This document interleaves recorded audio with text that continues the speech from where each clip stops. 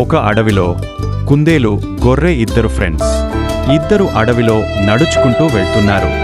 మధ్యలో దారికి అడ్డంగా ఒక పెద్ద చెట్టు కూలిపోయి ఉంది. ఈ చెట్టును మనం దాటలేము, తిరిగి ఇంటికి వెళ్ళిపోదాం. నా తెలివితో ఈ పెద్ద చెట్టును పక్కకు జరుపుతాను. ఏంటి తెలివితోనా? సరే, నువ్వు జరిపితే నిన్ను రాజులాగా నా మీద మోసుకెళ్తా. Deal okay.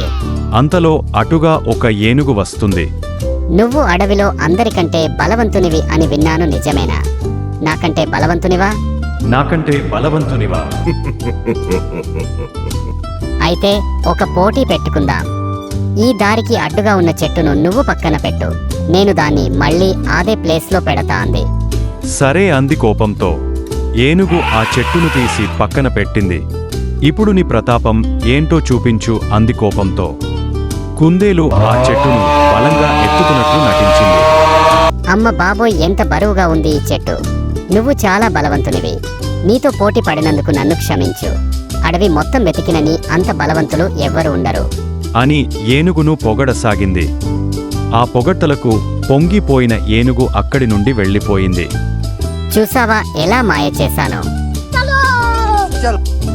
ఇక చేసేదేమీ లేక కుందేలును తనమీద ఎక్కించుకుని నది వరకు మోసింది.